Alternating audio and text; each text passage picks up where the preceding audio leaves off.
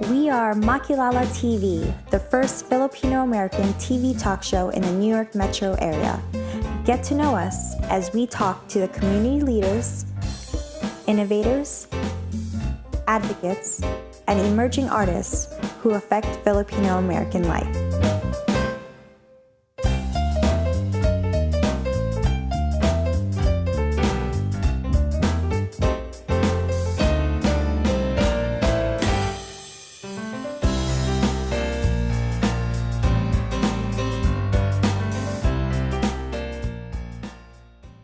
Welcome to MakilalaTV, the first and now longest-running Filipino-American TV talk show where we engage our kababayan and the broader community in conversations that celebrate Filipino pride, leadership, and culture in the New York metro area. I'm Rachelle Ocampo, and I'm joined today with my co-hosts Cristina Pastor and Gabrielle Garcia. And today we're shining a spotlight on a historic milestone for our community, the creation of the Little Manila Park in Woodside, Queens. For decades, the stretch along Roosevelt Avenue near 69th Street has been the heart of Filipino life in New York, filled with our restaurants, bakeries, community organizations, and stories of migration, resilience, and home. And now that vibrant legacy has a new home in a green public space that honors the Filipino-American presence and contributions in Queens. This park represents more than just open space. It's a symbol of belonging, visibility, and the strength of community advocacy. It stands as a reminder of what can happen when residents, leaders, and city officials come together with a shared vision of creating a space for future generations to gather, celebrate, and connect. Joining us today are two incredible community leaders who have been instrumental in bringing this dream to life. Noel Gamboa, a longtime community advocate and one of the driving forces behind the Little Manila Park as its project manager, and Pasion, an organizer and creative who helped mobilize the community and push this vision forward as the project's grants and community relations officer. We'll talk about how this project came to be, what it means to the Filipino-American community, and what we can look forward to as the park officially opens its doors to the public in summer 2026. Noel and Caroline, welcome to MakilalaTV. Thank you so much. Thank you very much. The first question I have for you both is, tell us a little bit about Little Manila Park. How did the idea of Little Manila Park first come about? What inspired the vision behind it? Okay, first of all, maraming salamat, Rachelle, Gabrielle, and Cristina. As our token of appreciation, we offer you, our shirt. So we will give it. Thank you. So to answer the question, this is how it started. Back in the late 80s, when I met my wife Dory, then we would frequent the area because, as everyone knows, when you're craving for that Pinoy food fix, right? You go to 69th Street, that particular block.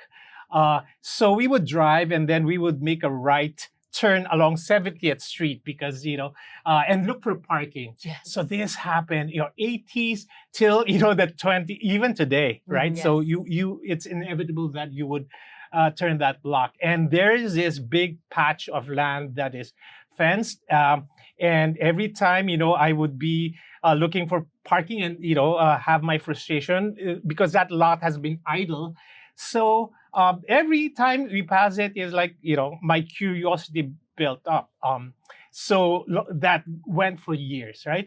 So long story short, in June 2022, Independence Day of June 2022, lo and behold, the Little Manila Avenue sign was unveiled, right? And thanks to some of our kababayans and the younger generation, Jeannette was very instrumental as she's one of our members. So it was unveiled. So that was a very significant milestone for us because we have that identity, it's marked, it's etched, right? So Little Manila Avenue. So that comes with a responsibility. Now we're identified with this district. So And I learned about it because, someone posted, during the unveiling ceremony, and they transformed the sidewalk into like a stage and all that. So, and I'm known as Mr. Pinoy line dancer. So I do my own Tagalog line dances. So someone posted the Tagalog version of Todo Todo, and they were dancing on the street. Yes. So, and I was tagged. So I said, wow, this is great. So after that, the next few days I went, and because I was so excited and I wanted to see the sign.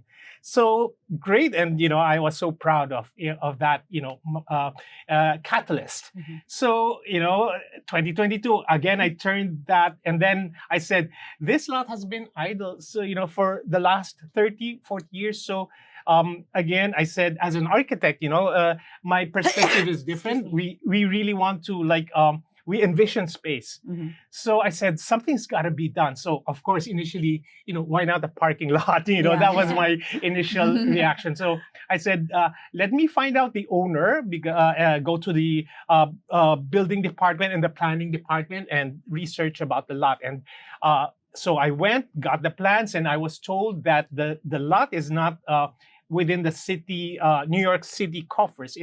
It's actually acquired by the New York State DOT. Oh. So it's state-owned property. State-owned property. So okay, so I got the address. I went to them. I wrote them. Can we do something?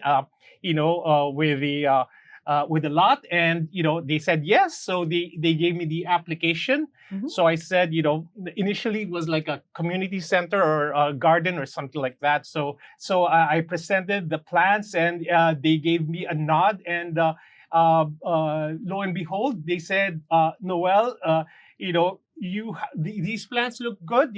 Initially it was like a community garden, but then we scaled it down to a park because the site did not have any water supply. So it would be very difficult to maintain a vegetable garden or anything like that. So I said, let's just do a basic park, a green space. Yeah, so that's what we have right now. Mm-mm.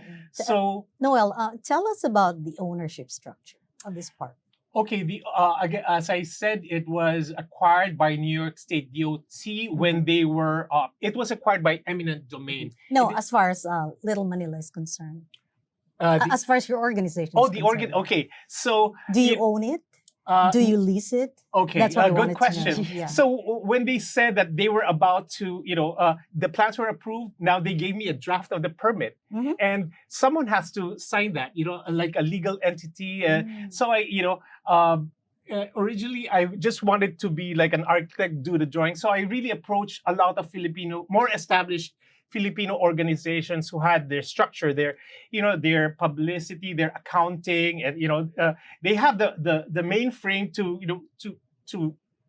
manage this. And I'm not a resident of Woodside, but yeah, I mean, so is Caroline, right? So we knocked on their doors. Listen, we have this, but can someone please take it? But there's some hesitancy. It's a big responsibility, and so there's insurance. There's But I assured them that this is a go. But nobody wanted to take it, and so long story short, we had to form a not-for-profit corporation, Correct. believe it or not. So, and it takes, some time. So we became not-for-profit. We're also a registered New York State charity. Yes. The drawings were approved. So we did the bylaws. We went through that thing, right? That cycle. So we have our 501c3 and all. So we signed, and waited for a year until we finally got the permit last December. So the owner is Little Manila Little Park Manila Park. 501c3. Not the No. owner. We Oh. are the Permit Leaseholder. holder? the We're- permittee. The permit is so it is still it's state owned, New York State Okay. owned, Uh-huh. but we have the permit to occupy the space. Like it's a temporary permit to occupy the space and then to maintain it and do any good faith repairs Yeah. and keep it fenced and safe. How long is the permit? Okay, so the permit is renewable every year. Oh, every year. Automatic renewal. Oh, okay. So, but of course, they assured us and that there were no plans 40 years before and no plans for the next 10 years. So we're good, because Yeah. we don't want. We want permanency. We want this to be Of like course. a forever, especially when the community is with it. So it is a privately managed park, Privately but managed. it's open to the public and free. So that was the caveat. It had to be free and open to the public. Okay. So Right. anyone could just walk in? Like And there's a when- gate or Yes. Well, it is a fence gate. There are doors, and we plan to be open during the spring and summer months, and probably like to the stretch of October. Mm-mm. So yes. So as Caroline said, we fund, we manage, we man it, and we clean it. So all of these are. Caroline could speak more about the volunteer work that how we ended with our very loyal volunteers. Yeah, I mean, it really was. There was just, you could imagine it was just overgrown, and we had to clean it out. And every Saturday, come from like the beginning of February, we had so many volunteers just coming in. We were talking from high school students Yes. to Oh, really? retirees.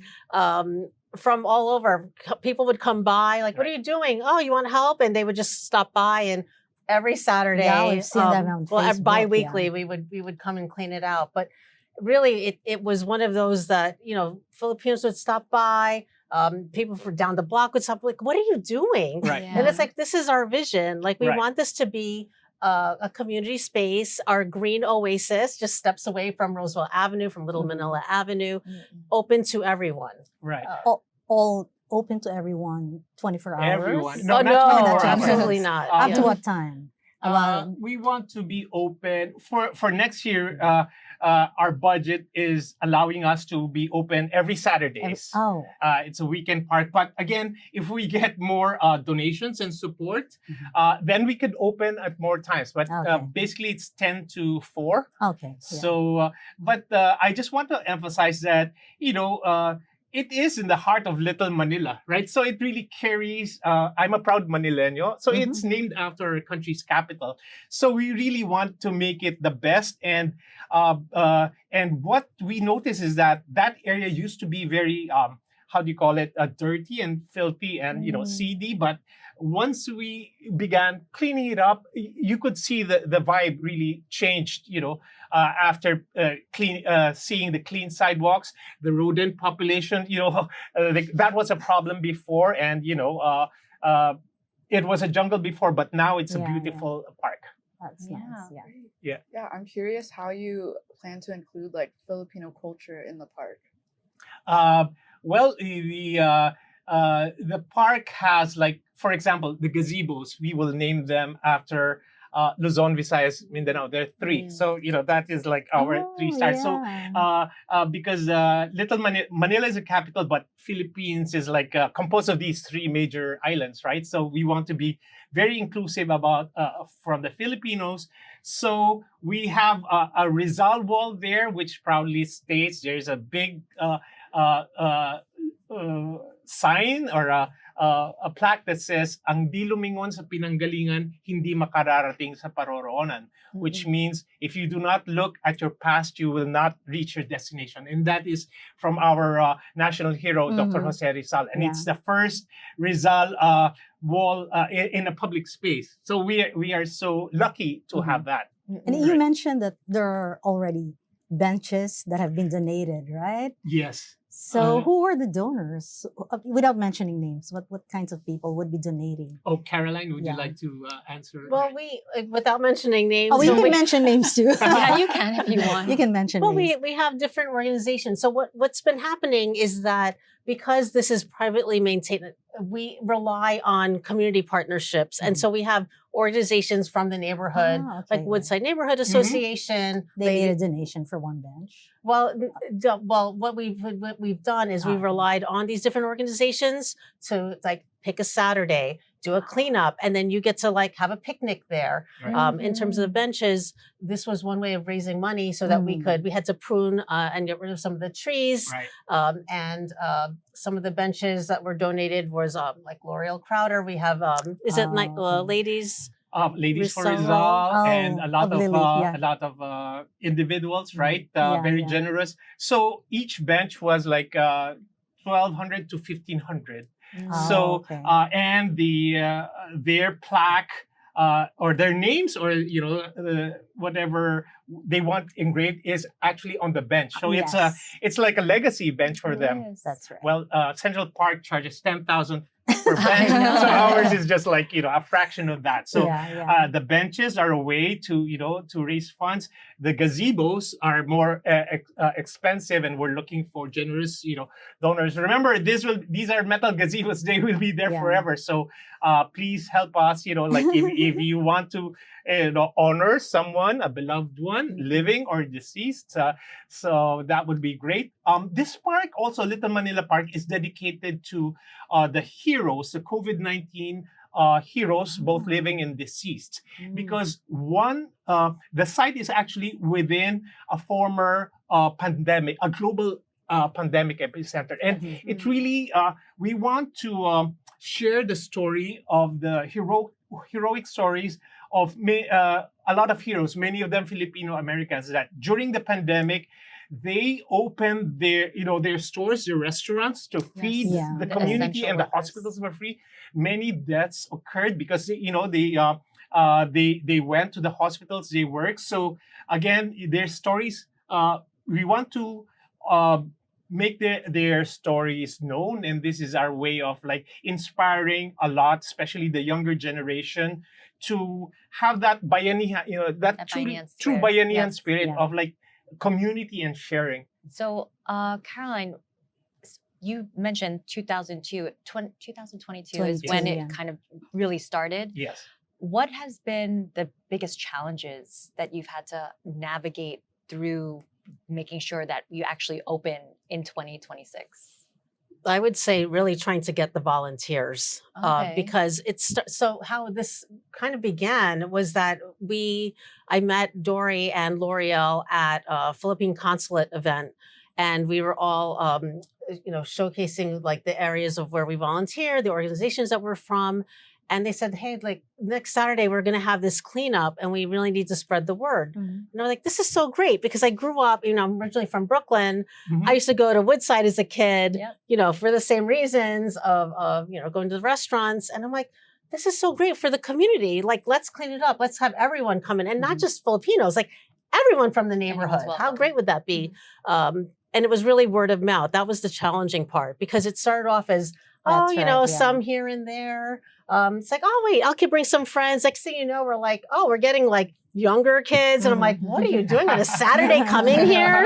Like, So you had non-Filipino volunteers? We Yes. did, Oh, yeah. Oh, that's courtesy of the interesting, Woodside yeah. Neighborhood Association. And they're of great. course, Filipino customs, we always have food. So that, boy, I forgot about that part. Yeah. That's so very true. important, right? Yeah. That's right. Yeah, I mean, it's a good way to end the volunteering. So we course. actually learn about each other's stories, and Yeah. and we have a lot of green thumbs. I mean, people who like because after the pandemic, we all realized how important green spaces are for both the mental and physical and social, right? Agreed. Kids now, they need these open spaces to interact with their neighbors. I mean, they need to play and get out of the computer mode. So like 2 weeks ago, we had a very successful Halloween event, and it was like attended by the community. So So you make it sound so easy that this happened, but I'm trying to find, like, did you always have the community support when you signed that permit? Because you sounded like you were trying to ask people to take ownership of this permit.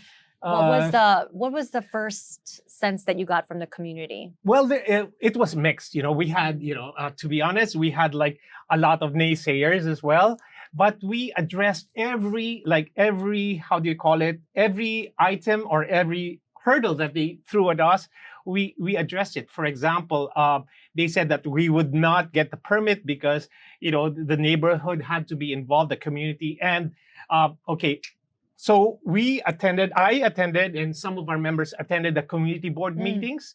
And once we presented our the whole package for that Little Manila block, it was actually not only the park but the block, and it is also in line with Council Member Julie Won's Heart of the District, where they had a vision for Woodside, Roosevelt Avenue, right, which is the most diverse spine in the universe. Yes. So the people were clamoring for green space, for open space, because if you're familiar with Roosevelt Avenue, it is very noisy because of the rumble of that Yeah, subway the seven train. train. Yeah, So you seven cannot train. really like relax and stay there and really carry a conversation or play chess but we are lucky that our site, Little Manila Park, is off. It is only 2 minutes, a stone's throw away from the 69th Street number 7 train subway station. So it's very accessible. And so they said, okay, we need a restroom there, but since we don't have water supply, we built an organic restroom, believe it or not. Oh, really? What Yes, is organic restroom? Yes, because that- it's actually like a toilet with a seat with bin and the plastic, and there's a chemicals. I'm learning, right? There's a powder that you put in that jellifies the substance, Oh, okay. and What? and then at the end of the day, just throw it, and It's not some kind of a portalet or something similar to that. similar when people go camping. Ah, so okay, yeah. yeah. That's right. I'm curiously, when you were starting this, it was going around the community. Hey, they're building this park, and there was a Yes. lot of skepticism Yes. and negativity around this gossip. How did you manage to turn that around? Again, Was it the support of Stephen Raga, the support of Loida Lewis? How did they help? You And- mentioned yeah. two very key supporters, right? Tita Loida helped us with, when Tita Loida wants something, she gives a call, and we work, and she's very instrumental.